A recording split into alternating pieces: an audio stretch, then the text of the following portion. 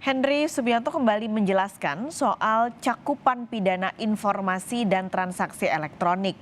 Henry menjelaskan cakupan tidak membawa surat tugas saat mengganti DVR CCTV bukanlah pidana. Bagaimana jika kondisinya ada seorang pejabat kepolisian memiliki wewenang untuk melakukan penyelidikan dan sedang melaksanakan tugas penyelidikan, juga memiliki surat tugas, kemudian dikarenakan anggota pejabat tersebut tidak ada, pejabat tersebut memerintahkan anggota polisi lain yang satkernya masih berkaitan dan tercantum dalam surat tugasnya untuk berkoordinasi dengan satker yang berkaitan. Perintahnya untuk mengamankan DVR yang diduga dapat dijadikan barang bukti terkait suatu tindak pidana. Apakah anggota kepolisian yang menerima perintah mengamankan DVR tersebut terdapat unsur tanpa hak dan melawan hukum sebagaimana dimaksud pada pasal 32 dan 33 Undang-Undang ITE. Sebagaimana kita ketahui bahwa berdasarkan Undang-Undang Kepolisian, setiap anggota polisi memiliki diskresi kepolisian. Sedikit saya tambahkan bahwa berdasarkan Undang-Undang Nomor 2 Tahun 2002 tentang Kepolisian Negara Republik Indonesia, pada bab 3 tentang tugas dan wewenang, pasal 18 ayat 1 tertulis dan kami kutip sebagai berikut. Untuk kepentingan umum, pejabat kepolisian negara Republik Indonesia dalam melaksanakan tugas dan wewenangnya dapat bertindak menurut penilaiannya sendiri. Bahwa berdasarkan peraturan pemerintah nomor 2 tahun 2003 tentang peraturan disiplin anggota kepolisian negara Republik Indonesia, pada bab 1 tentang ketentuan umum pasal 1 angka 9, tertulis dan kami kutip, atasan adalah setiap anggota kepolisian negara Republik Indonesia yang karena pangkat dan atau jabatannya berkedudukan lebih tinggi daripada anggota kepolisian negara Republik Indonesia yang lain. Dan pada angka 12 tertulis dan kami kutip sebagai berikut. Bawahan adalah setiap anggota kepolisian negara Republik Indonesia yang pangkat dan atau jabatannya lebih rendah dari atasan.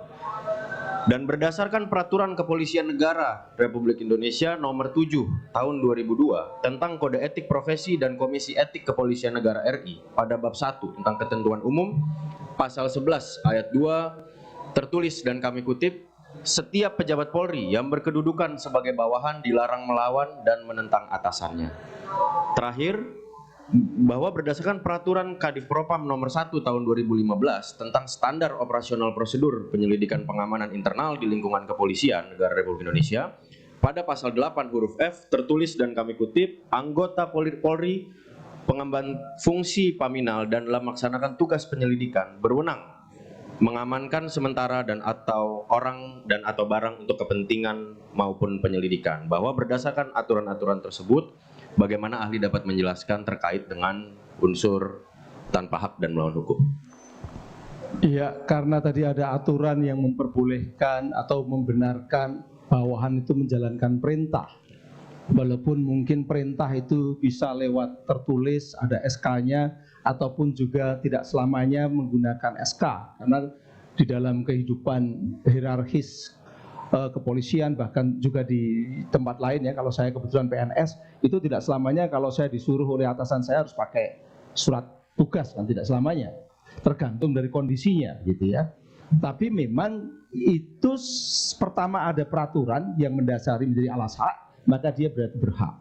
Yang kedua, sekali lagi dalam frame Undang-Undang ITE yang diperintahkan itu apakah memang melanggar Undang-Undang ITE, yaitu terkait dengan transaksi elektronik dengan teknologi informasi atau bukan. Kalau hanya sekedar disuruh untuk mengambilkan HP, mengambilkan laptop, ataupun juga mungkin dalam konteks DVR, ambil DVR dan sebagainya, sekali lagi itu di luar persoalan ITE, maka sebenarnya tanpa hak yang ada di pasal 33 maupun 32 itu tidak relevan dengan itu.